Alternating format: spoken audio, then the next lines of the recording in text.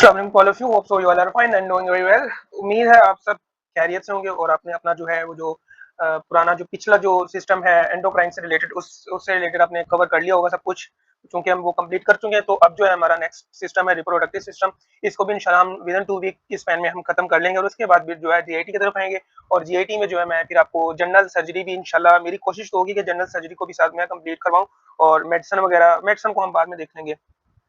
तो एक मेरा दिल कहता है कि सबसे पहले मैं बेसिक करवा दूं, फिर उसके बाद मेडिसिन सर्जरी को कंबाइन करके करवा दूं।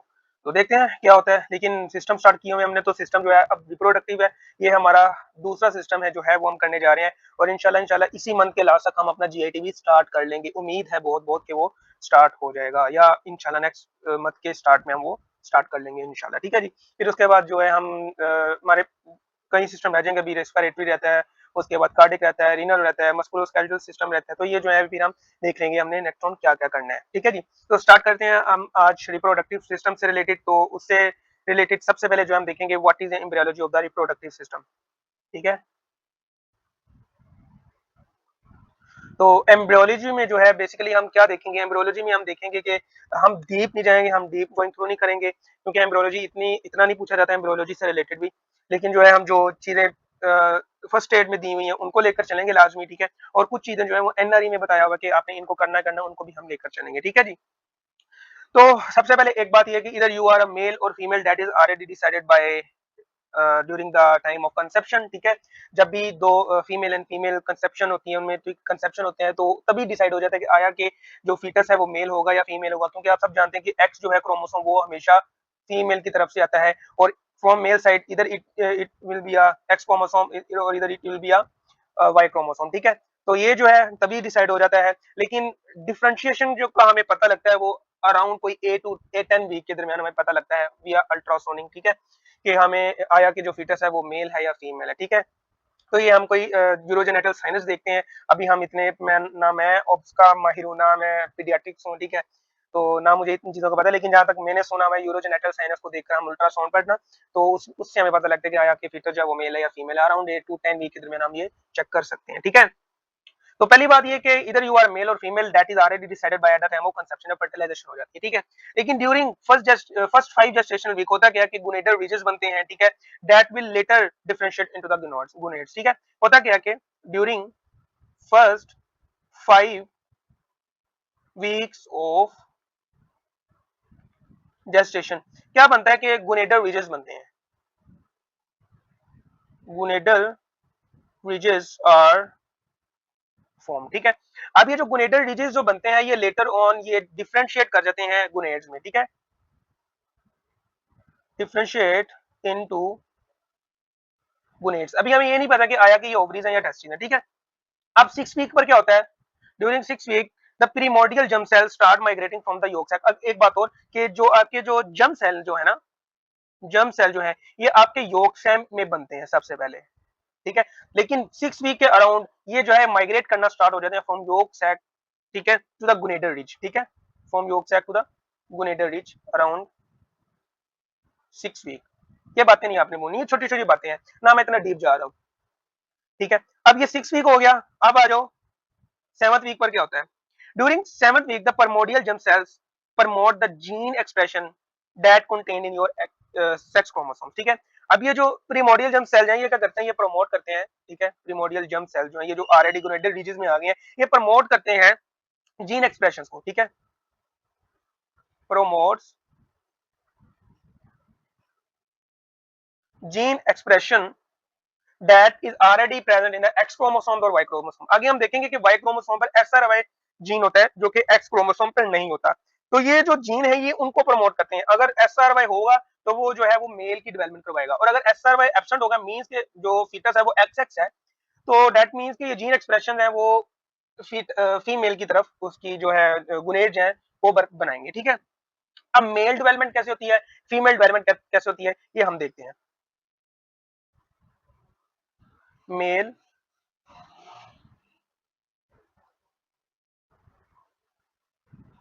मेल डेवलपमेंट पे आ जाओ। ठीक है। अब जेनेटिकली होता क्या है कि आप सबको पता है कि मेल जो है उसका एक्स एंड वाई होता है। एक्स तो ठीक है ये मदर की तरफ से आ गया। ठीक है। लेकिन जो वाई है ये पेटर्नल होता है, ठीक है। तो ये जेनेटिकली मेल एम्ब्रियो जो है उसमें मेल डिटरमाइनिंग फैक्टर होता है, that is called SRY gene present on Y chromosome, ठीक है। ये रिस्पॉन्सिबल होता है जीन किसकी, टेस्टिस की ट्रांसफॉर्मेशन, ठीक है। अब ये जो गोनेडल रिज ऊपर हम बता कर आए हैं, गोनेडल रिज में जब वो क्या कहते हैं जाता है प्रिमोर्डियल जर्म सेल्स, वो जीन को एक्सप्रेस करते हैं, वो बेसिकली SRY जीन होता है। अब जब SRY जीन तभी एक्सप्रेस होगा जब Y क्रोमोसोम प्रेजेंट होगा, ठीक है। जब ये नहीं होगा तो ये जीन एक्सप्रेशन नहीं होंगे, तो वो XX जो है वो फिर फीमेल की तरफ चले जाएंगे, ठीक है। फीमेल की गुनेड ट्रांसफॉर्मेशन करवाएंगे। अब क्योंकि हमारे पास वाई क्रोमोसोम है, उस पर SRY जीन की एक्सप्रेशन हो रही है, तो होगा क्या कि ये जो जीन है ये क्या करेगा, जो हमारे गुनेड्स हैं, गुनेडल रिजेस हैं, उनको ट्रांसफॉर्म करेगा टेस्टिस में, ठीक है। ये बात होगी। अब जो टेस्टिस है, ठीक है, अब उसके तीन फंक्शनल जो है वो सेल्स होते हैं, ठीक है। For example this is your one microscopic tissue taken from the testis, ठीक है। अब इसमें होता क्या है कि इसमें तीन तरह के जर्म सेल्स हो गए, ठीक है। First one is germ cells, the second one is Sertoli cell, ठीक है। और third one is leading cell, ठीक है। जर्म सेल से आपसे पता लग रहा है आपको, जर्म सेल दैट मींस के ये जो हेल्प करते हैं, ये स्पर्मेटोजेनेसिस में हेल्प करते हैं, ठीक है। स्पर्मेटोजेनेसिस में हेल्प करते हैं। अब ये जो सर्टोली सेल जो है ये क्या करते हैं, ये जो है सिंथेसाइज, एस से आपने याद रखना है कि एस है तो एस से सिंथेसाइज करते हैं anti Mullerian hormone, synthesize anti Mullerian hormone. आगे हम पढ़ते हैं इसका क्या फंक्शन है, ठीक है। और जो लीडिक सेल है, लीडिक सेल प्रोड्यूस और सिंथेसाइज टेस्टोस्टेरोन, ठीक है। ये हो गए basic function of specific function of each cell of the testis, ठीक है। अब ये जो मेल इंटरनल रिप्रोडक्टिव ऑर्गन है, आप सबको पता है कि मेल हो या फीमेल हो, उनमें दो तरह के ऑर्गन्स होते हैं, सेक्सुअल ऑर्गन्स, ठीक है। इंटरनल होते हैं, इंटरनल जेनिटेलिया होता है, और एक्सटर्नल जेनिटेलिया होता है, ठीक है। अब ये जो इंटरनल जेनिटेलिया है इसकी डेवलपमेंट कैसे होती है, तो एक बात याद रखें कि वोल्फियान डक्ट होती है, एक वोल्फियान डक्ट होती है, ठीक है। That will leads to formation of male internal genitalia, और you can say that give rise to male internal genitalia, give rise to male internal genitalia, ठीक है। टेस्टिस हो गई आपकी, स्पर्मेटिकोड वगैरह वगैरह, एपिडिडिमस वगैरह, इस तरह की चीजें जो है जो इंटरनली प्लेस है आपकी बॉडी में, वो जो है वोल्फियन डक्ट से अराइज होती हैं, ठीक है। इसको हम दूसरा नाम भी देते हैं, इसको हम also known as mesonephric duct, mesonephric duct, ठीक है। एम से मैन याद रख लेना या मेल याद रख लेना, डब्ल्यू से वुमेन तो बनता है, लेकिन आपने इसका ऑपोजिट ही जाना है, ठीक है। लेकिन आप मेजोनेफ्रिक डक्ट को याद रख सकते हो, ठीक है। अच्छा, अब ये जो मेल इंटरनल ऑर्गन्स हैं, ये डेवलप, इनकी डेवलपमेंट जो है वो डिपेंड करती है, ठीक है। किन किन पर डिपेंड करती है, वो सर्टोली सेल पर डिपेंड करती है, ठीक है। उसके बाद इनकी डेवलपमेंट जो है डिपेंड करती है लीडिक सेल पर, ठीक है। और तीसरा जो है बेसिकली वो जो है एक्सटर्नल मेल जेनेटल डेवलपमेंट में हेल्प करता है, और वही यूरोजेनेटल साइनस। बेसिकली ये फीमेल भी सेम होता है और ये जो है मेल्स में भी सेम होता है, तो यूरोजेनेटल साइनेज जो है ये जो है मेल और फीमेल दोनों में ये एक्सटर्नल जेनेटेलिया की प्रोडक्शन में हेल्प करता है। यू कैन से कि इससे जो है मेल फीमेल और मेल के एक्सटर्नल जेनेटेलिया बनते हैं। अब ये जो सर्टोली सेल है ये क्या करता है, ऊपर हम पढ़ के आएंगे सिंथेसाइज एंटी मुलेरियन हार्मोन, ठीक है। अब ये जो एंटी मुलेरियन हार्मोन ये क्या करता है, ये प्रमोट करता है मुलेरियन पैरामीजोनेफ्रिक एट्रोफी, बायोटॉक्सिसिस करवा देता है उसकी, ठीक है। यू कैन से एंटी मुलेरियन है ना, मुलेरियन के अगेंस्ट, और मुलेरियन डक्ट जो है इसमें वोल्फियन डक्ट है मेल में, और मुलेरियन डक्ट होती है फीमेल, आगे हम देखेंगे, ठीक है। अब ये जो मुलेरियन डक्ट है इसको भी तो खत्म करना है ना हमने, अगर हम इसको खत्म नहीं करेंगे, आगे हम देखेंगे, आगे हम इसके क्लिनिकल देखेंगे एम्ब्रियो के, अगर ये खत्म ना हो तो होगा क्या कि अंदर फीमेल की भी डेवलपमेंट हो जाएगी, ठीक है। फीमेल के इंटरनल ऑर्गन की डेवलपमेंट हो जाएगी, इससा हो जाता है, ठीक है। अब सर्टोली सेल जो है ये सिंथेसाइज करेगा एंटी मुलेरियन हार्मोन, ठीक है, anti Mullerian hormone that will inhibits, or you can say that will leads to cause death of Mullerian duct और पैरामीजोनेफ्रिक डक्ट, ठीक है। यू कैन से के प्रमोट्स atrophy of मुलेरियन ठीक है। अब देखो ना कि हमारी जब फीटस होता है उसमें मुलेरियन डक्ट भी होती है at a time Wolffian duct भी होती है। अब ये उस एसआरवाई जीन पर या जीन के एक्सप्रेशन पर डिपेंड करता है कि आया कि उसने वोल्फियन डक्ट को आगे राइज करवाना है या मुलेरियन डक्ट को, ठीक है। तो वो हमारे डिसाइड करता है जीन एक्सप्रेशन, ठीक है। ये हो गया सर्टोली सेल, जो कि अगर सर्टोली सेल जो है वो इंटरनल, ये बात याद रखनी है कि Sertoli cell give rise to internal male genital organs, ठीक है। अब जो लीडिंग सेल है ये क्या कर रहा था, ये टेस्टोस्टेरोन प्रोड्यूस कर रहा था, ठीक है। अभी जो टेस्टोस्टेरोन जो है ये क्या करेगा, ये करेगा आगे जाकर हमारे जो इंटरनल मेल जेनिटेलिया में भी ये हेल्प करता है, ठीक है। और ये क्या कहते हैं, ये एक्सटर्नल मेल जेनिटेलिया और जेनिटेलिया की डेवलपमेंट में भी हेल्प करता है, ये दोनों में हेल्प करता है। अब ये जो यूरोजेनेटल साइनस है इस ये अब जो है develops male external reproductive organs, ठीक है। तो ये बात याद रखनी है। अब एक्सटर्नल जेनिटेलिया में जो यूरोजेनेटल साइनस है ये गिव राइज टू क्या करता है, ये यूरिथ्रल फोल्स, ठीक है,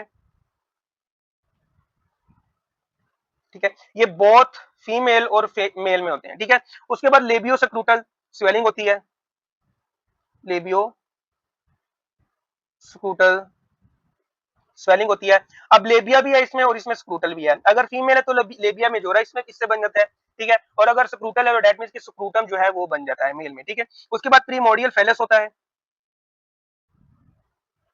primordial phallus that give rise to penis in male, ठीक है।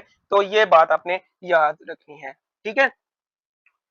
उसके बाद एक बात ऊपर मैंने बताई कि जो टेस्टोस्टेरोन जो है ये इंटरनल में भी हेल्प करता है, ये एक्सटर्नल में भी हेल्प करता है। तो जो मेल एक्सटर्नल जेनिटली है ना, ये डिफरेंशिएट करते हैं यूरोजेनेटल साइनस से, आया कि ये लेबिया मेजोरा बनेगा या स्क्रूटल बनेगा, that is totally depend on testosterone level. Testosterone होगा तो एक्सटर्नल मेल जेनिटल्स हैं वो बनेंगे, ठीक है। अब जो एक बात याद रखनी है वो ये याद रखनी है कि एक 5 अल्फा रिडक्टेज एंजाइम होता है, 5 अल्फा रिडक्टेज एंजाइम होता है। ये क्या करता है कि ये टेस्टोस्टेरोन को जो है, टेस्टोस्टेरोन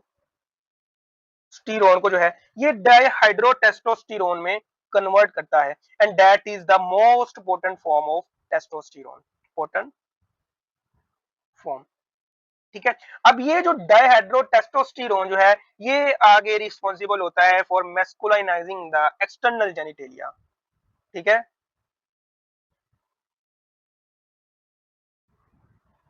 एक्सटर्नल जेनिटेलिया, ठीक है।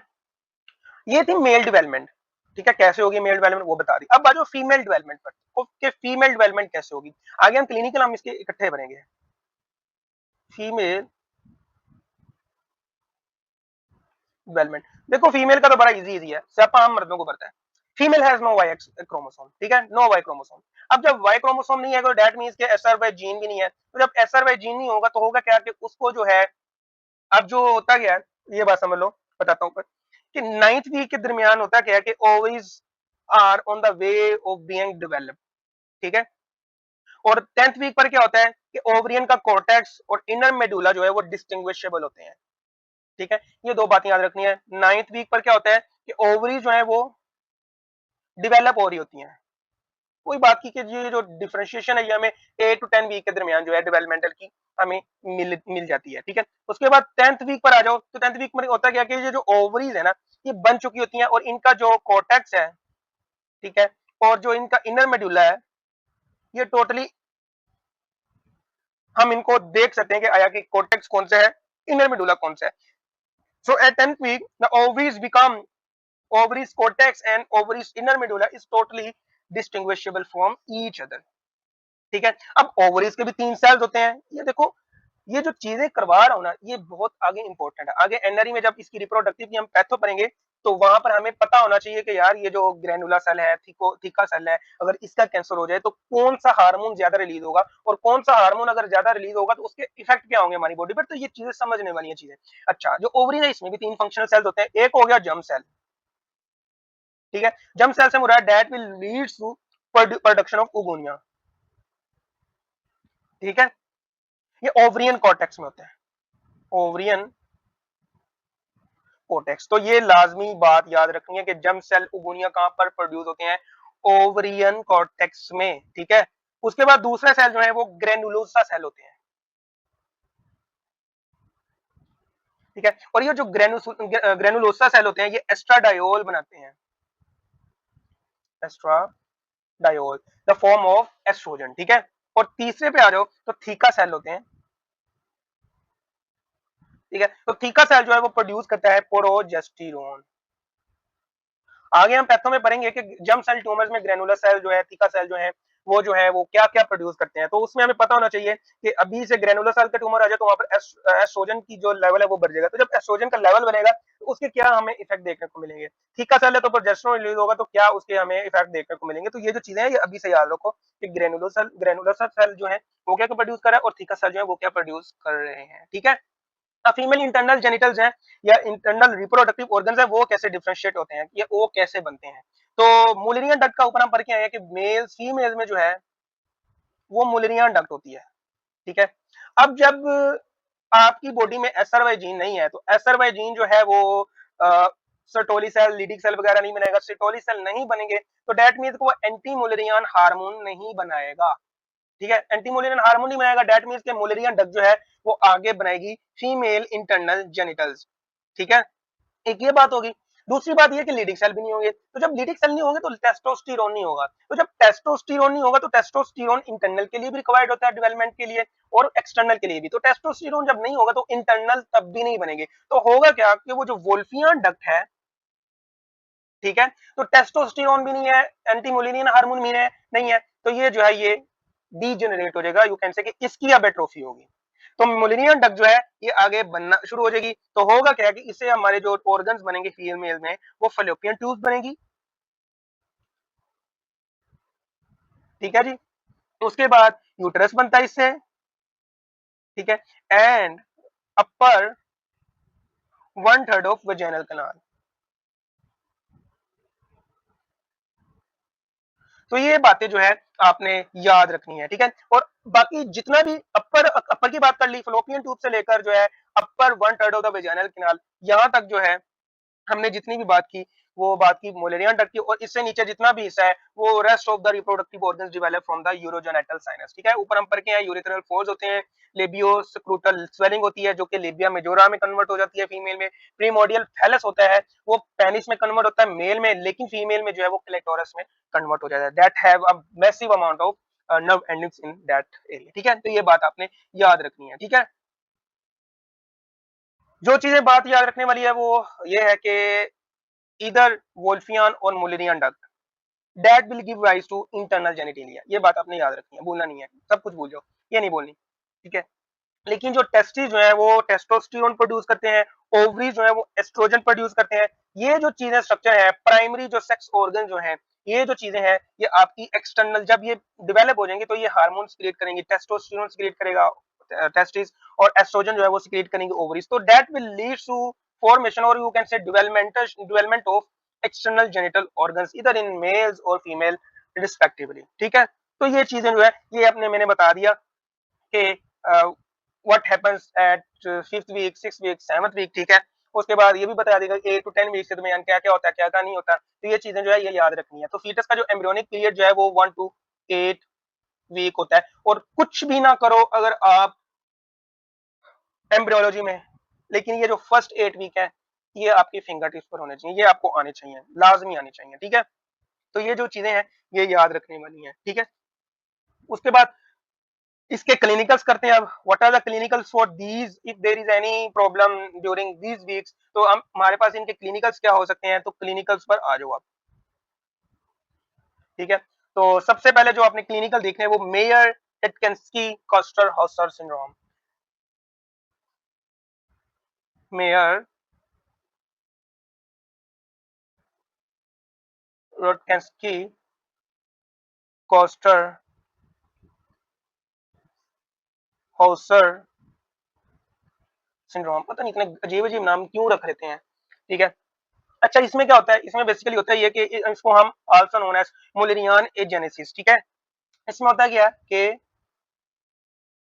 मुलेरियन एजेनेसिस हो जाता है। और अगर मुलेरियन एजेनेसिस हो जाए तो होगा क्या कि आपका जो है यूटरस भी नहीं बनेगा, हम ऊपर पढ़ के आए हैं, फलोपियन ट्यूब भी एब्सेंट होंगी, जो जो स्ट्रक्चर मुलिनियन डक्ट से बन रहा है, मुलिनियन से बन रहा है, ठीक है, वो नहीं बनेगा। तो यूट्रस भी एब्सेंट होगा, ठीक है, फॉलोपियन ट्यूब भी एब्सेंट होगी, तो अपर वजाइनल है, अपर वजाइना का पोर्शन है वो भी एब्सेंट होगा। यू कैन से कि ब्लाइंड वजाइनल पाउच होगा, ठीक है। लेकिन जो फीमेल के जो एक्सटर्नल जेनिटल्स हैं वो बिल्कुल नॉर्मल होंगे। तो यू कैन से कि internal genital malformation, sorry, malformation but normal external genital, ठीक है, इन फीमेल्स। अब इससे होगा क्या कि जब वुमेन जो है, पता तो नहीं लगता ना, ये इसका कुछ पता नहीं लगता। जब वुमेन अपनी प्यूबर्टी को पहुंचती है अराउंड 8 टू 12 ईयर्स के दरमियान, जब उसका पीक एज होता है प्यूबर्टी का, होता ये है कि उसको मेंसेस का वो पीरियड होता है। तो होता ये है कि उसकी जो है मेंसेस नहीं होती, दैट मींस कि उसको एमेनोरिया होता है। तो ये प्राइमरी एमेनोरिया होगा, ठीक है। Most common cause of primary amenorrhoea in womens, what is, that is Turner syndrome. तो ये बात याद रखनी कि एनआरई का एमसीक्यू आया हुआ ये, ठीक है। लेकिन ये प्राइमरी एमेनोरिया जरूर है, मेयर रेटकंस्की कोस्टर हाउसर सिंड्रोम। लेकिन जो मोस्ट इंपॉर्टेंट, यू कैन से कि मोस्ट कॉमन जो है, नंबर मैं लिख देता हूं, most common cause of primary amenorrhoea in female, that is Turner syndrome. अच्छा, यहाँ पर एक क्वेश्चन आप सबके लिए, प्रेगनेंसी के बाद, चलो प्रेगनेंसी को ले लेते हैं। प्रेगनेंसी जब हो जाती है तो तब भी मेंसेस, जो मेंस्ट्रुअल साइकिल है वो स्टॉप हो जाता है। अब मुझे ये बताओ कि वो प्राइमरी मेनोरिया होगा या सेकेंडरी मेनोरिया होगा। You have to answer in comment sections, और you can answer via sending emojis on, if you are on Telegram, ठीक है। अगर प्राइमरी है तो हार्ट भेज दो, और अगर सेकेंडरी है तो कोई भी इमोजी भेज दो, इस कोई भी इमोजी से इसको रिएक्ट कर दो। देखते हैं किस किस को कितना पता है, ठीक है। तो ये चीजें याद रखना। उसके बाद आ जाओ absence of Sertoli cells, absence of Sertoli sales.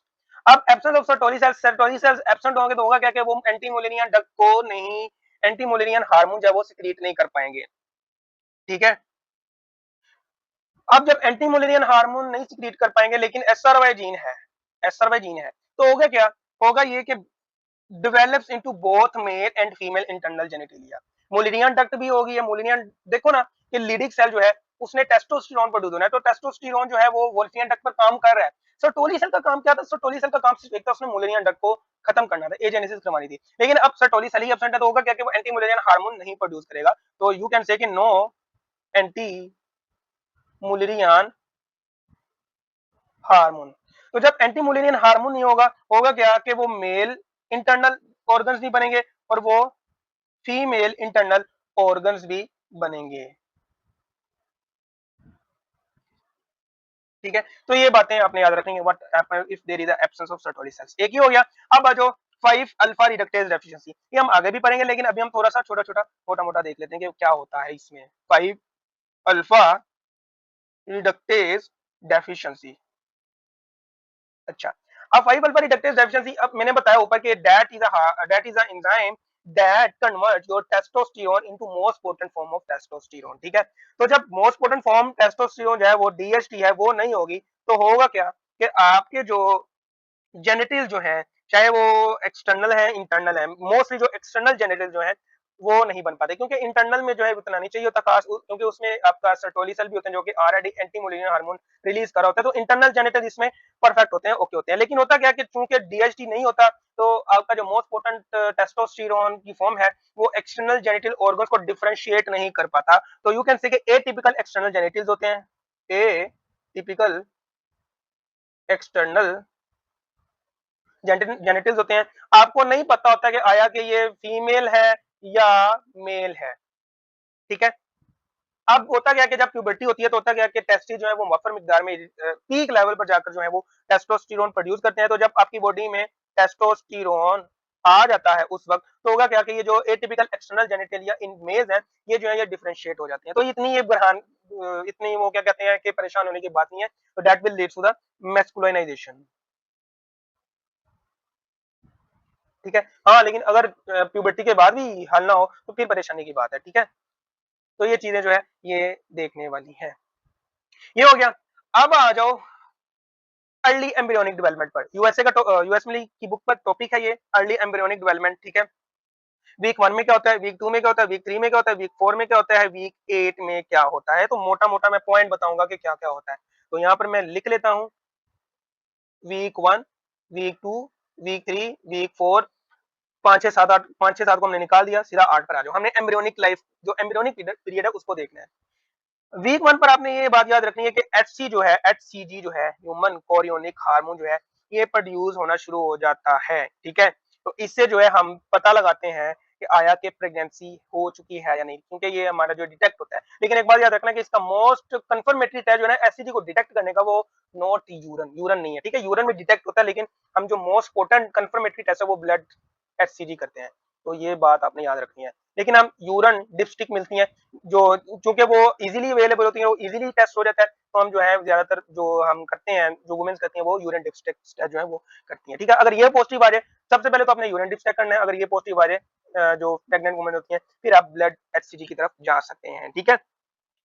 उसके बाद एनरी का एमसीक्यू आया हुआ था कि ब्लास्टोसिस जो है, ये आखिरी जो माइटोसिस की जो फॉर्मेशन होती है, जो एक एग होता है, फर्टिलाइज एग होता है, वो आपको पता है कि डिवीजन स्टार्ट हो जाती है उसकी, तो सेल सेल स्टेज उसकी स्टार्ट हो जाती है। जो सेल स्टेज जो इम्प्लांट होती है ना इन द यूटेरस, उसको हम ब्लास्टोसिस्ट कहते हैं। तो ये एनआरई के एमसीक्यूज आ चुका है। और कौन से दिन पर होती है ये? 6 डे ऑफ आफ्टर फर्टिलाइजेशन पर होती है, ठीक है। ये हो गया। अब सेकंड वीक पर आता है। सेकंड वीक पर आपने दो है, तो दो से याद रखना है कि बाई लेमिनार डिस्क बनती है, ठीक है। बाई लेमिनार डिस्क बनती है। अब बाई लेमिनार डिस्क में दो होती हैं, एपिब्लास्ट होता है, ठीक है, और हाइपोब्लास्ट होता है। ये बात आपने याद रखनी है बस। अब थर्ड पर आ जाओ। तो थर्ड पर जो है वो तीन डिस्क बनती हैं। You can say epiblast hypoblast differentiated into three disc. तो इसकी वजह से हम इसको कहते हैं trilaminar, trilaminar disc. अब ये ट्राई लेमिनार डिस्क कौन कौन सी है?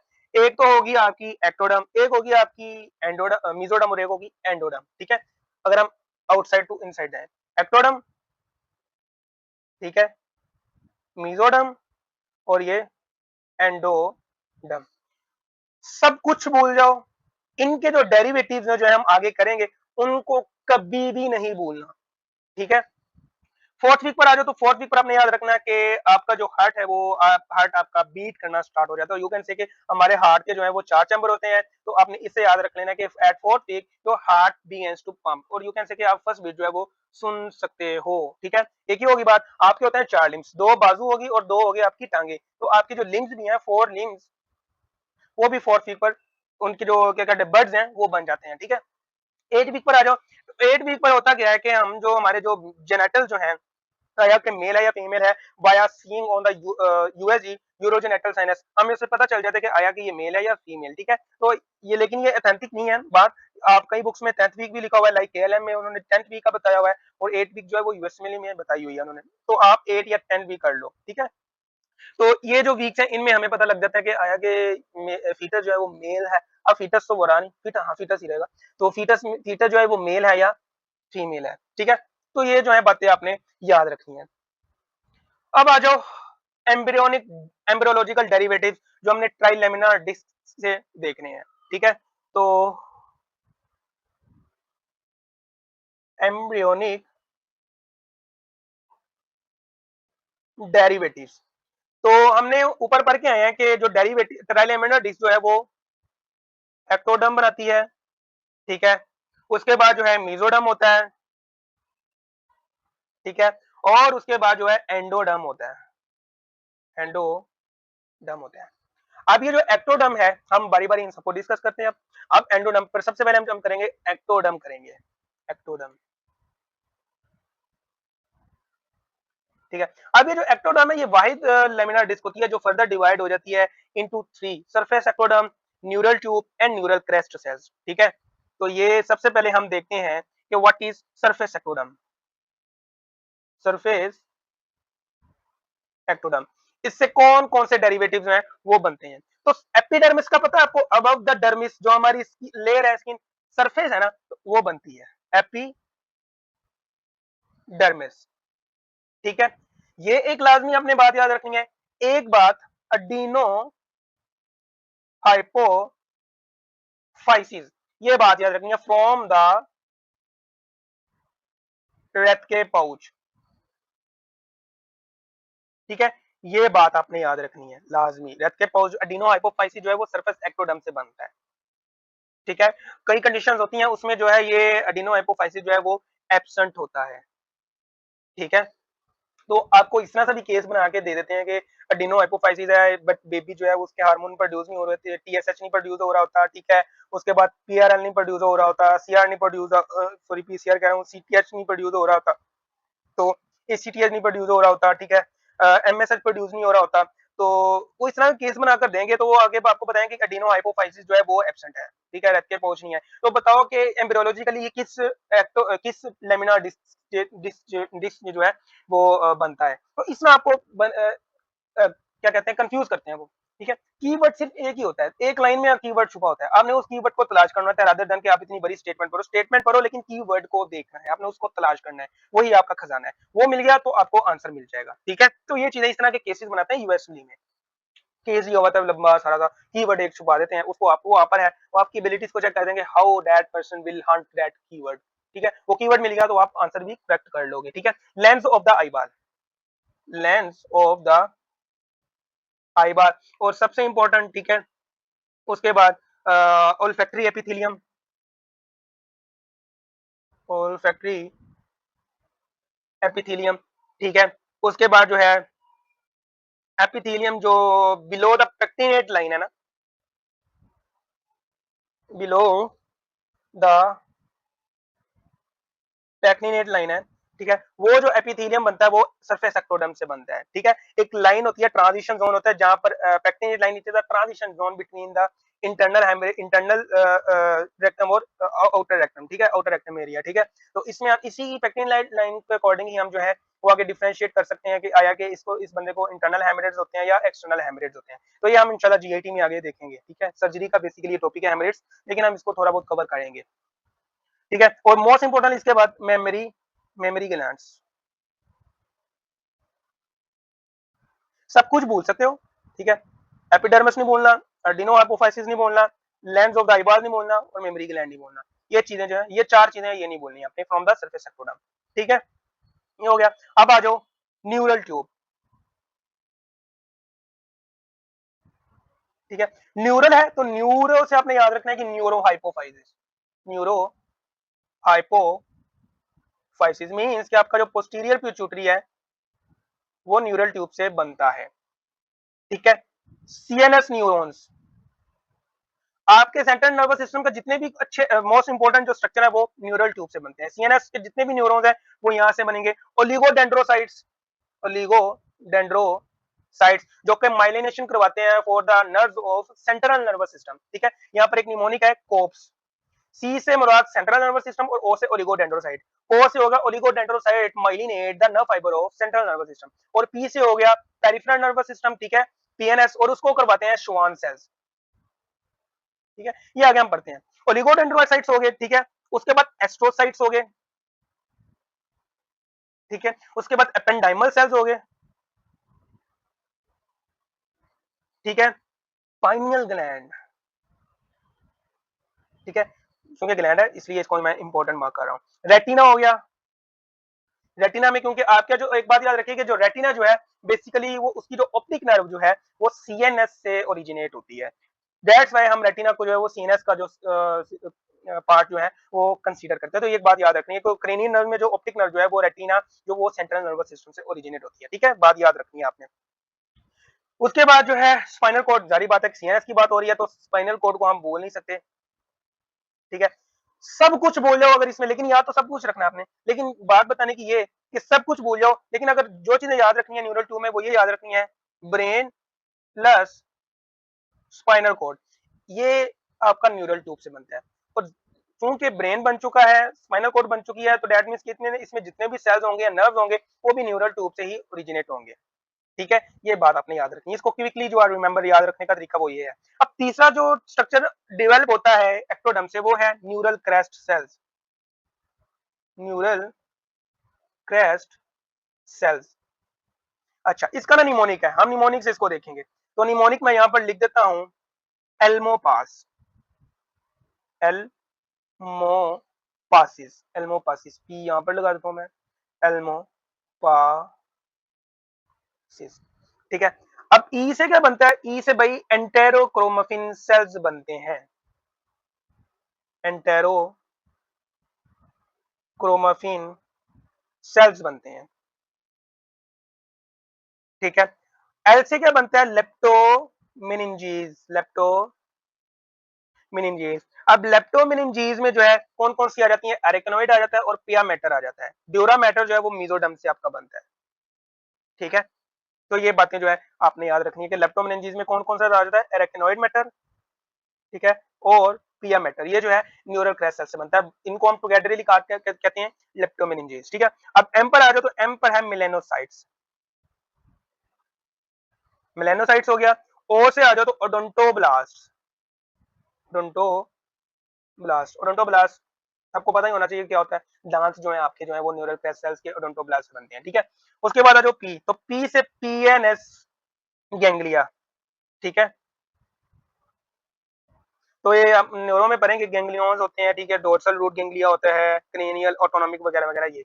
उसके बाद adrenal medulla, adrenal medulla, adrenal medulla हमने एंडोक्राइन में हम पढ़ के आ चुके हैं। एड्रिनल मेडुला क्या थियोक्रोमोसाइटोमा हमने पढ़ा अच्छे से, क्यों उसमें जो है एपिनेफ्रिन, नोरेपिनेफ्रिन रिलीज होता है, इसके बरक्स के वो सीनस का पार्ट नहीं है, क्योंकि एड्रिनल मेडुला जो है बेसिकली वो न्यूरल क्रैश सेल से बनता है, जो कि आपके नर्वस सिस्टम का ही एक टुकड़ा होता है न्यूरल क्रैश सेल से। ठीक है।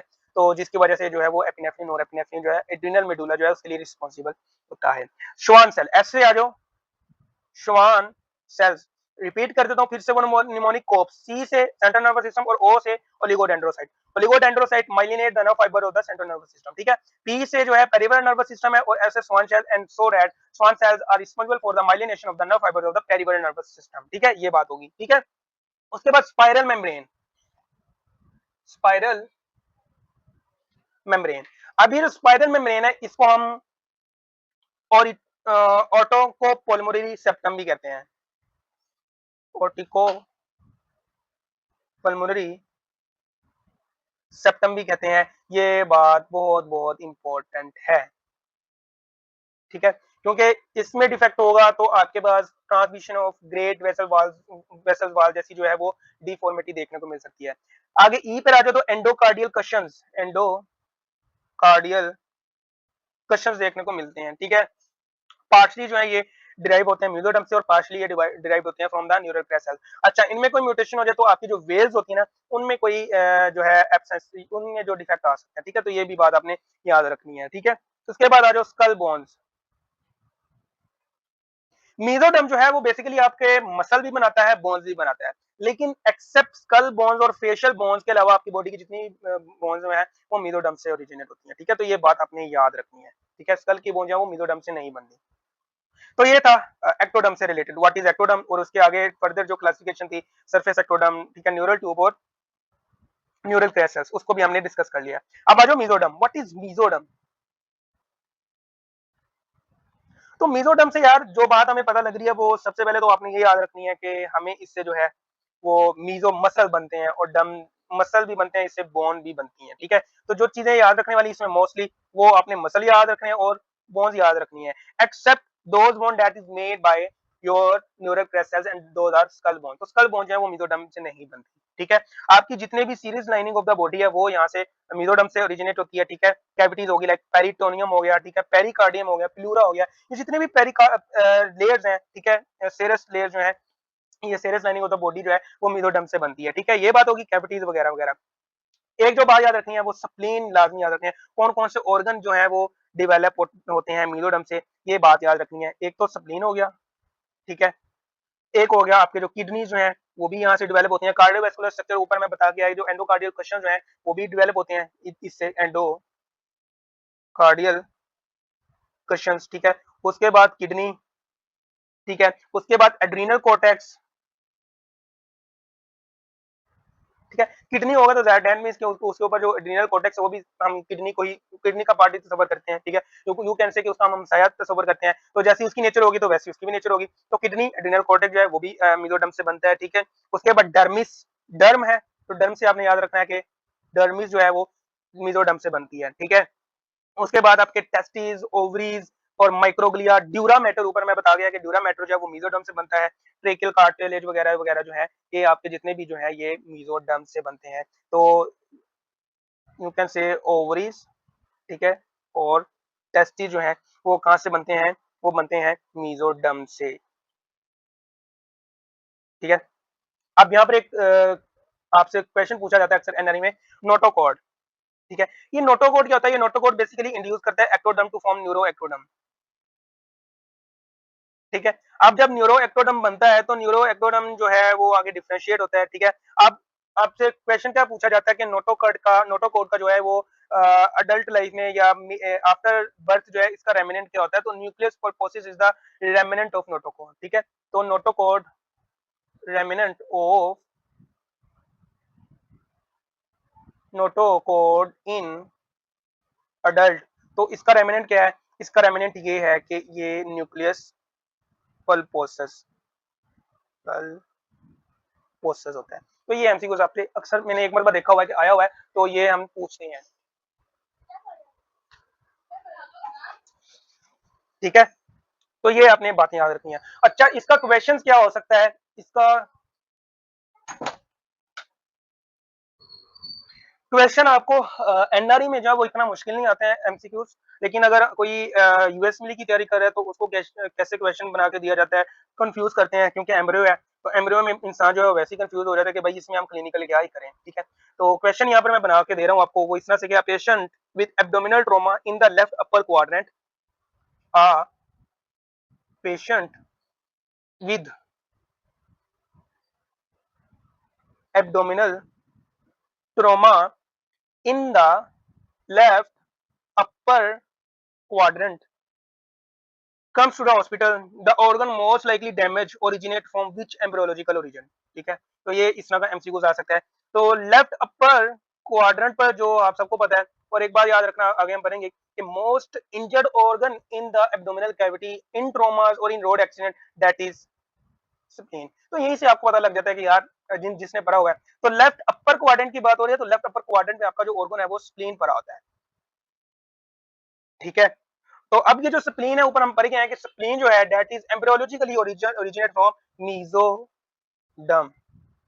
तो इस तरह एमसीक्यूज आपसे पूछते हैं, ठीक है। तो ये आपने बात याद रखनी है। ये हो गया मीजोडर्म। अब आ जाओ एंडोडर्म। तो एंडोडर्म इजी है यार, उसके कंसेप्ट से आप समझ जाते हो कि एंडोडर्म से क्या क्या चीजें बनेंगी। जैसे मीजोडर्म से हमें पता लग गया कि मीजोडर्म से क्या क्या बनती है। तो गट ट्यूब एपिथीलियम जितनी भी है वो एंडोडर्म से बनती है। गट ट्यूब एपिथीलियम वो जितनी भी है वो एंडोडर्म से बनती है, including the anal canal above the pectinate line. Above the pectinate line की जो एपिथीलियम जो है वो कौन बना रहा है? एंडोडर्म तक, आपके एसोफेगस वगैरह से स्टार्ट होकर जो अबव द पेक्टिनेट लाइन की जो एपिथीलियम जो है वो एंडोडर्म से बन रही है, ठीक है। लेकिन बिलो द पेक्टिनेट लाइन वो कौन सा बना रहा था? वो सरफेस एक्टोडर्म बना रहा था। ये बात याद रखनी है। और वो जो लाइन है ना उसको हम ट्रांजिशन जोन कहते हैं, ठीक है, जो कि एंडोडर्म और एक्टोडर्म को सेपरेट करता है। समझ आ गई बात? तो ये एमसीक्यू आता होता है कि which is the transition zone between endoderm and ectoderm in the GIT. तो आपने बता देना कि पेक्टिनेट लाइन है, ठीक है। वो इस तरह से भी पूछ लेते हैं, वो इस तरह से भी पूछते हैं कि जो पेक्टिनेट लाइन है वो इस तरह से एमसीक्यू पूछना है कि pectinate line is a transition zone between which of the following two layers, endoderm ectoderm, endoderm neural ectoderm, neural tube endoderm surface ectoderm। तो इस तरह से कंफ्यूज करते हैं। तो एक तो हो गया एंडोडर्म, एंडोडर्म नहीं बोला आपने, प्लस एक हो गया सरफेस एक्टोडर्म। तो ये बात आपने नहीं भूलनी। This is a pectinate line is a transition zone that defines the ectoderm and endoderm, ठीक है। तो ये जो है ये बात आपने याद रखनी है। अच्छा, अब आपके जो ऑर्गन है, स्प्लीन भी हमने देख लिया, ठीक है। उसके बाद हमने किडनी भी देखनी है, एड्रिनल कॉर्टेक्स भी देख लिया, मेडुला भी देख लिया। अब कौन कौन से ऑर्गन जो है वो एंडोडर्म से बनते हैं? तो सबसे पहले आ जाओ लंग्स, ठीक है। उसके बाद गाल ब्लैडर, ठीक है। उसके बाद पेंक्रियाज, ठीक है, थाइमस, ठीक है, पैराथायरॉइड, ठीक है, थायराइड जो है वो भी, थायराइड फॉलिकुलर के जो सेल्स हैं वो भी, thyroid follicular cells and parafollicular cells, follicular cells and parafollicular. अच्छा, अब यहाँ पर आपके लिए एक और क्वेश्चन है, आपने बताना है कमेंट सेक्शन में ये, और मैं इसके एमसीक्यूज भेजूंगा ग्रुप में, अगर आप क्या कहते हैं टेलीग्राम पर है। फॉलिकुलर सेल कौन सा हार्मोन प्रोड्यूस करते हैं और पैराफॉलिकुलर सेल कौन सा हार्मोन प्रोड्यूस करते हैं, क्योंकि ऑलरेडी हम एंडोक्राइन पढ़ चुके हैं, तो इससे ये भी होगा कि जहां जहां भी जो प्रीवियसली हम पढ़ चुके हैं उसका जो भी आता होगा टॉपिक, उससे रिलेटेड कुछ भी आया तो उसके बारे में मैं क्वेश्चनिंग करूंगा। अगर आपने नहीं भी देना तो आपको अगर जवाब पता है तो आपके लिए यही नफा है कि यार मुझे कुछ आता है, तो दैट इज अ सेटिस्फेक्शन, ठीक है, तो ये आपको पता होनी चाहिए। तो ये आपने बात याद रखनी है, और यहाँ पर मैं एक लाइन लिख देता हूँ कि कौन कौन से ऑर्गन जो है वो मीजोडर्म से बनते हैं और कौन कौन से एंडोडर्म से बनते हैं। तो जो ऑर्गन्स मीजोडर्म से बनते हैं, ठीक है, उनका नाम है स्प्लीन, ठीक है, उनका नाम है किडनी, उनका नाम है यूरिटर्स, ठीक है, उनका नाम है डर्मिस, ठीक है, उसका नाम है टेस्टिस एंड ओवरीज, ठीक है। और जो एंडोडर्म से ऑर्गन बनते हैं, एंडोडर्म से बनते हैं, वो है लीवर हो गया, ठीक है, वो हो गया gall bladder, pancreas, thymus, parathyroid, thyroid follicle cells and parafollicular cells. और एक और बात याद रखनी है कि जो आपकी यूस्टाशियन ट्यूब है ना, वो भी एंडोडर्म से बनती है, यूस्टाशियन ट्यूब जो है वो भी इससे बनती है, ठीक है, ये बात आपने याद रखनी है। इन दो सिस्टम में ये मेरी वाहिद वीडियो है जो बहुत लंबी होने वाली है, लंबी हो रही है बल्कि, लेकिन मेरी कोशिश है यार कि मैं आपको करवाऊं, क्योंकि रिप्रोडक्टिव सिस्टम जो है बेसिकली होता ही स्टार्ट एम्ब्रियो से है, और आपको एम्ब्रियो आनी चाहिए, ठीक है। तो अब जो है हम करने जा रहे हैं बेसिकली, जो टॉपिक हमने करना है वो हमने करना है अब टेराटोजेंस, ठीक है। तो टेराटोजेंस से रिलेटेड एक एमसीक्यू लाजमी आता ही आता है, एनआरई में हमेशा आता है। तो टेराटोजेंस जो मोस्ट इंपोर्टेंट है वो ही मैं आपको करवाऊंगा। तो टेराटोजेंस क्योंकि हार्मफुल होते हैं, इसलिए हम इनको भी लाल रंग में ही लिखेंगे, ठीक है। तो टेराटोजेंस वो सब्सटेंस होते हैं जो कि आपकी फीटस की डेवलपमेंट में कोई खराबी डिफेक्ट पैदा कर देते हैं, और ये ड्यूरिंग द एम्ब्रियोनिक पीरियड ही अगर आप खा रहे हो तभी होगा। 8 वीक के बाद डिफरेंट ड्रग्स का जो है वो साइड इफेक्ट होता है, लेकिन डिफेक्ट जो करवाना है, एक प्रॉपर डिफेक्ट करवाना है, वो ड्यूरिंग 1 to 8 वीक के दरमियान अगर आप कोई भी टेराटोजेंस ले रहे हो, मैं आगे बताऊंगा, तो ये डिफेक्ट करवाएगा। कौन कौन से ये हम आगे पढ़ते हैं। तो सबसे पहले आ जाओ एस इनहिबिटर्स, ठीक है। अब ये जो एस इनहिबिटर्स है, ये बेसिकली एंटी हाइपरटेंसिव ड्रग है, that is very very good. ACE inhibitors are very very good drugs, ठीक है। इन हार्ट फेलियर के पेशेंट में ये कार्डिक रिमॉडलिंग होने से बचाते हैं। कार्डिक रिमॉडलिंग जो है वो basically most important cause of death in heart failure patient है। अब ये जो ACE inhibitors are very very good drugs, ठीक है, फॉर हार्ट फेलियर पेशेंट, और उन पेशेंट के लिए जिनको हाइपरटेंसिव प्लस डायबिटीज है। एक बार याद रखिए कि एस इनहिबिटर जो है, पहले ये समझ लो कि ये करवाता क्या है, जो वुमेन्स लेती हैं ड्यूरिंग द एम्ब्रियोनिक पीरियड में, ये रीनल फेलियर करवाता है, यू कैन से कि रीनल एजेनेसिस करवाता है, रीनल एजेनेसिस करवाता है, ठीक है। तो जब रीनल एजेनेसिस होगा तो उसके जो ग्लोमेरुलर अपरेटस है फीटस का, वो जो है वो फिल्टर नहीं कर पाएगा। तो जब फिल्टर नहीं कर पाएगा, जो बेबी ने एमनियोटिक फ्लूइड जो है वो अंदर लेना है, तो वो फिल्टर नहीं कर पाएगा, तो दैट विल लीड्स, आपको पता है कि आपका जो एमनियोटिक फ्लूइड जो है बेबी का वो यूरिन से बनता है, ठीक है। तो जब यूरिन से जो है वो ही नहीं कर पाएगा, तो that will leads to oligohydramnios, ठीक है, मतलब कि जो आपका एमनियोटिक फ्लूइड जो है वो बहुत कम हो जाता है, ठीक है। ये आपने बात याद रखनी है, ठीक है। अभी जो एज इनहिबिटर है, ये अगर रीनल एजेनेसिस करवा रहा है तो that is also renal protective in patients who have diabetes mellitus plus hypertension, ठीक है। तो ये उनके लिए भी बहुत अच्छी ड्रग है एज इनहिबिटर्स।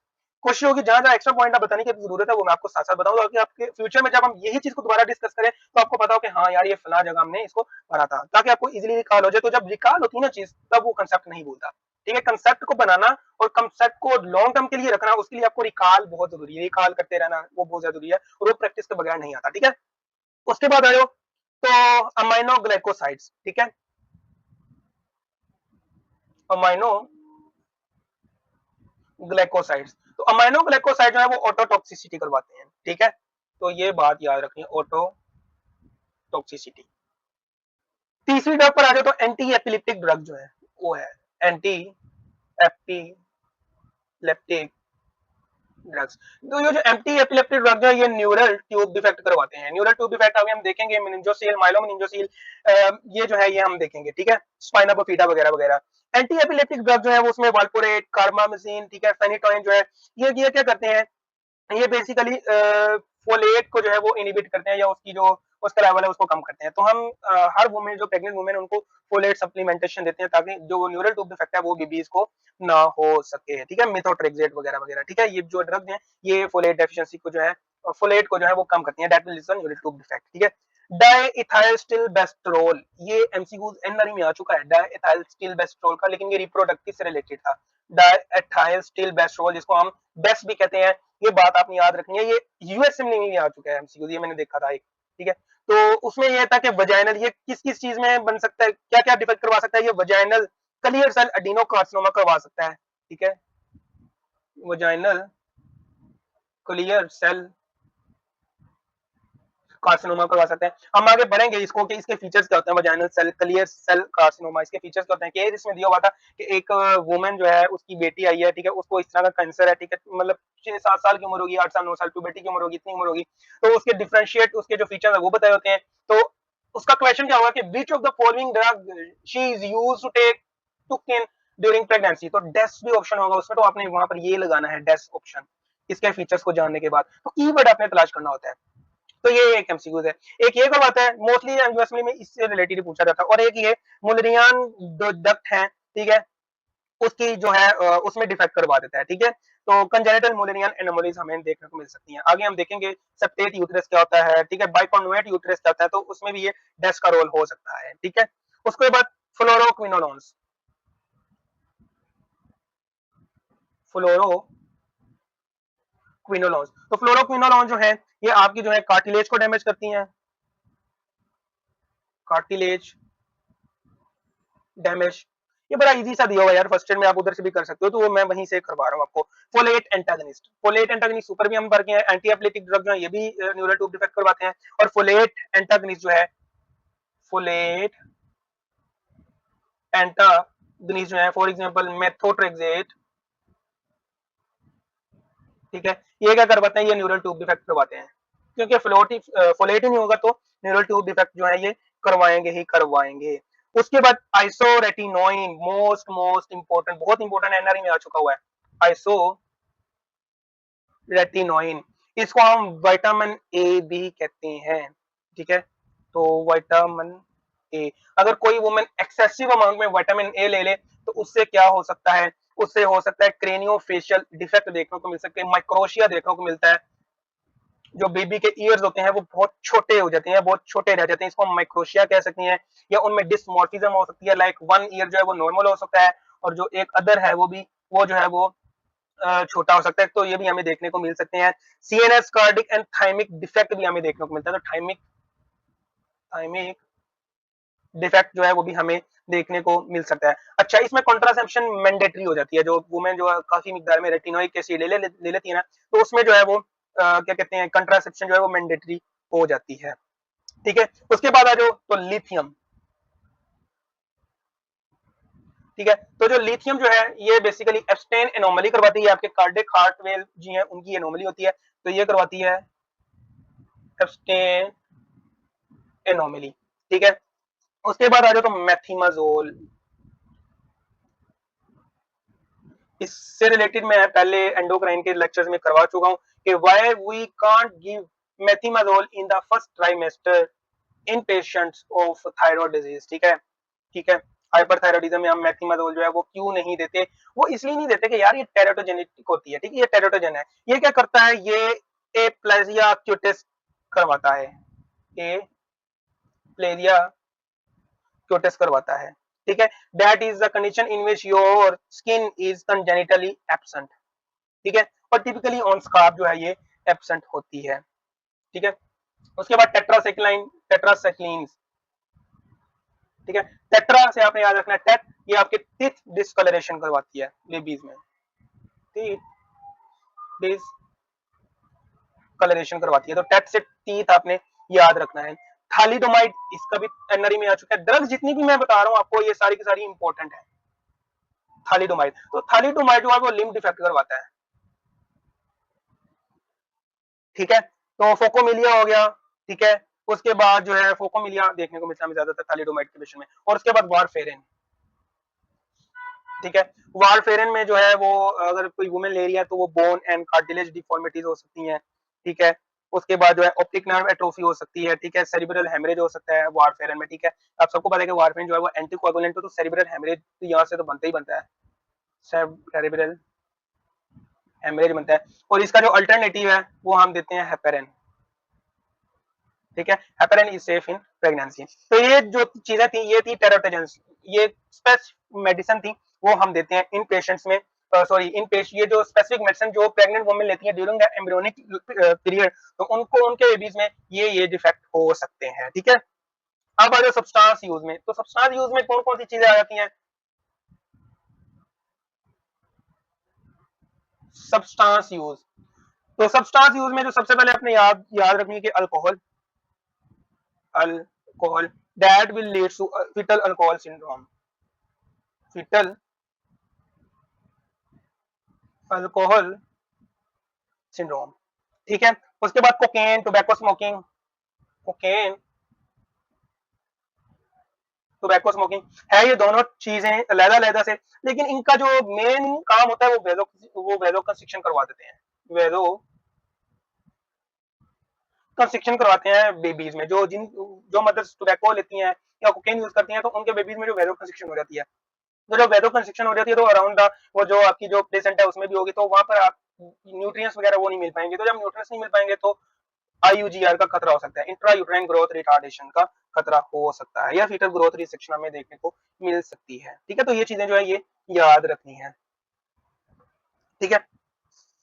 उसके बाद आ जाओ तो अदर्स में, अदर्स में क्या क्या है? अदर्स में जो आ जाओ तो अदर में सबसे पहले जो मोस्ट इंपोर्टेंट है वो है आयोडीन लैक और एक्सेस, आयोडीन लैक और एक्सेस। अच्छा, कंजेनिटली अगर देयर इज अ हाइपोथायरॉयडिज्म, हमने एंडोक्राइन में देखा,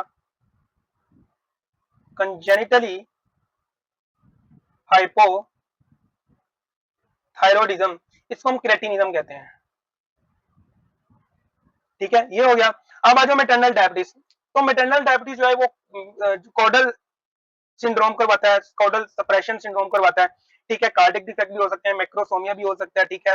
मैक्रोसोमिया देखो ना यार, जब बेबी मदर में शुगर का लेवल ज्यादा होगा, सल्यूट, ये सल्यूट ही होता है ना, तो सल्यूट मींस के उसमें पानी का लेवल भी ज्यादा हो जाएगा, ठीक है। तो पानी का लेवल जब ज्यादा होगा तो मैक्रोसोमिया के चांसेस बहुत ज्यादा हो जाएंगे बेबी में।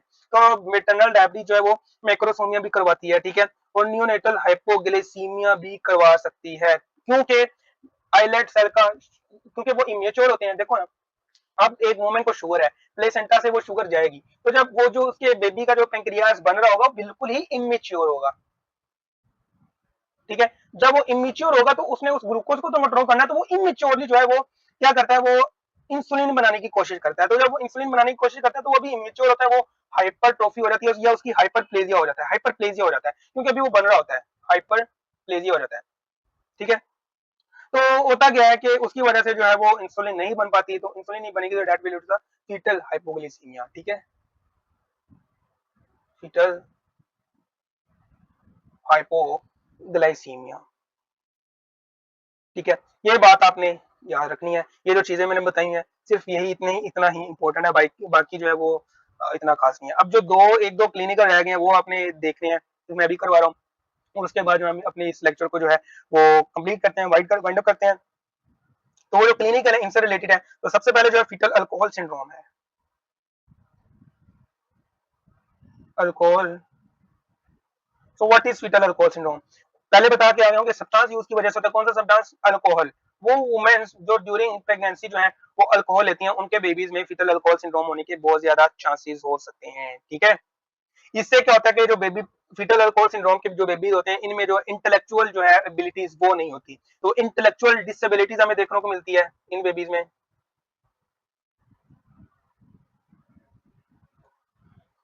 ठीक है। उसके बाद जो है डेवलपमेंटल डिले, ठीक है। डेवलपमेंटल डिले, माइक्रोसेफेली देखने को मिलती है हमें इन बेबीज में, माइक्रोसेफेली,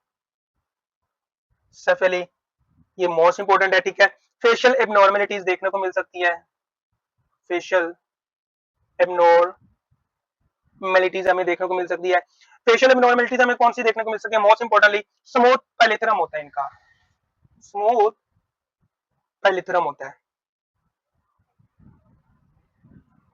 अच्छा ये क्या होता है? आपने अक्सर देखा होगा कि ये हमारे होंठ होते हैं, ठीक है, ठीक है, यहाँ पर आपको एक छोटा सा ग्रूव नजर आता है, ठीक है, हमारे होंठों के ऊपर जो है, ठीक है, तो ये भी एब्सेंट होता है। ये ग्रुप आप समझ रहे हैं, एक थोड़ा सा खड्डा सा होता है आपके जो होंठ के दरमियान के ऊपर वाले लिप के दरमियान, इसको हम ये जो है प्लिथ्रम होता है, ठीक है। इसमें जो होता है कि इसमें जो फीटल अल्कोहल सिंड्रोम है, ये जो एरिया होता है बिल्कुल ही फ्लैट होता है ना, ये वाला फ्लैट होता है बिल्कुल एरिया, तो इसको हम कहते हैं स्मूथ पैलिथ्रम कहते हैं इसको, ठीक है। थिन वर्मिलियन बॉर्डर होता है, थिन वर्मिलियन, दैट मीन्स के जो आपका ऊपर वाला लिप है ना, ये बिल्कुल ही पतला सा होता है। सॉरी मैं यहाँ से इस तरह बनाता हूँ, आपको समझ आ जाएगी, ठीक है। ये जो ऊपर वाला लिप होता है, इसको ये थिन होता है इन पेशेंट फीटल अल्कोहल सिंड्रोम के, इसको हम थिन वर्मिलियन कहते हैं, ठीक है। और स्मॉल पैल्पेब्रल फिशर्स होते हैं इनमें, ठीक है, बिल्कुल ही स्मॉल होते हैं, ठीक है। और इनका जो नेजल ब्रिज है वो जो है फ्लैट होता है, ठीक है। ये हमारा नेजल ब्रिज है, for example this is our nasal bridge, ठीक है।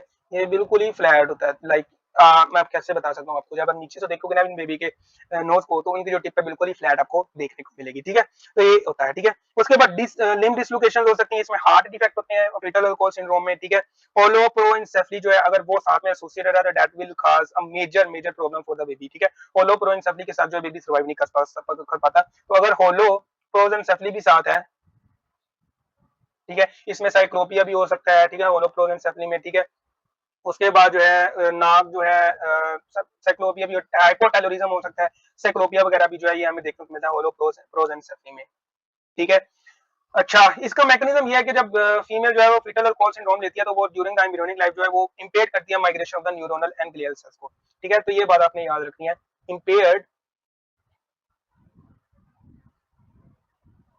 न्यूरोनल सेल माइग्रेशन, ठीक है, ये बात आपने याद रखनी है। तो ये था फीटल अल्कोहल सिंड्रोम से रिलेटेड। अब आ जो neonatal abstinence syndrome, what is this? Neonatal abstinence syndrome, तो इसमें होता ही है कि it is a complex disorder that involves your central nervous system, your autonomic nervous system, ठीक है, और जीआई सिस्टम, ठीक है। ये उन बेबीज में होता है, उन यूनिट्स में होता है जिनकी मदर जो है वो सब्सटेंस यूज करती हैं, फॉर एग्जांपल ओपिएट्स, ठीक है। और आप सबको पता है कि जो ओपिएट जो है ये नशावर चीज होती है, ठीक है, तो इसकी लत लग जाती है जब, तो उससे जान छुड़ाना बहुत मुश्किल होता है। तो जो बेबी इसकी मदर जो ओपिएट्स लेती हैं, तो वो जारी बात है प्लेसेंटा को क्रॉस करता है, तो उनका बेबी पैदाइशी जो है वो जहाज होता है, वो कहते हैं ना जहाज, ठीक है, जो नशे होता है उसको हम जहाज कहते हैं, तो वो पैदाइशी जो है वो जहाज होता है, उसको पैदाइशी पर लगे होते हैं। तो that is the kind of neonatal abstinence syndrome, ठीक है। अच्छा, इसमें जो बेबीज जो है वो कैसे प्रेजेंट करेंगे? अनकोऑर्डिनेटेड सकिंग होगी, ठीक है, अनकोऑर्डिनेटेड सकिंग रिफ्लेक्स होंगे, ठीक है, मतलब के जो मदर जब उसको फीड करवाना चाहेगी तो वो कोऑर्डिनेट नहीं कर पाएगा सकिंग के दौरान, ठीक है। तो अनकोऑर्डिनेटेड सकिंग रिफ्लेक्स है, ठीक है। इरिटेबिलिटी होती है इन पेशेंट्स को, इन बेबीज को इरिटेबिलिटी, ठीक है। High pitched crying, that is a keyword जो आपको यूएस में भी देखने को मिलता है। तो हाई पिच्ड क्राइंग क्राइंग जो है वो देखने को मिलती है, जिसको हम कैट क्राइंग भी कहते हैं, हाई पिच्ड क्राइंग जिसको हम कैट क्राइंग भी कहते हैं। तो ये कीवर्ड है इसका, ठीक है। कीवर्ड एक ये हो गया कि प्योर हो गया, यू कैन से कि अब सब्सटेंस यूज जो है मदर वो करती रही है, इस तरह का कोई एमसीक्यू आ सकता है, ये इस बनाकर दे सकते हैं, ठीक है। उसके बाद ट्रेमर देखने को मिल सकते हैं आपको, क्योंकि सीएनएस इन्वॉल्व है, ट्रेमर देखने को मिल सकता है, टैकीपनिया आपको देखने को मिल सकता है, ठीक है। डायरिया आपको देखने को मिल सकता है, क्योंकि आपका जो जीआई सिस्टम जो है वो भी इन्वॉल्व है।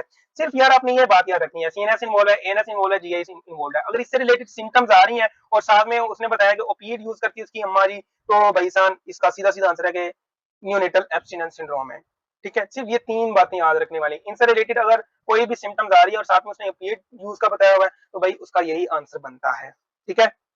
तो ये याद रखना है। और पॉसिबली सीजर भी इन पेशेंट में हमें देखने को मिलता है, ट्रेमर्स हो रहे हैं ऑलरेडी तो सीजर भी हमें देखने को मिल सकते हैं इन पेशेंट्स में। इसका ट्रीटमेंट क्या है? इसका ट्रीटमेंट यही है कि हम जो है ट्रीटमेंट फॉर ओपिएट यूज जो है हम यही देते हैं कि मेथाडोन देते हैं, मॉर्फिन दे सकते हैं हम पेशेंट्स को थोड़ी थोड़ी मिकदार में।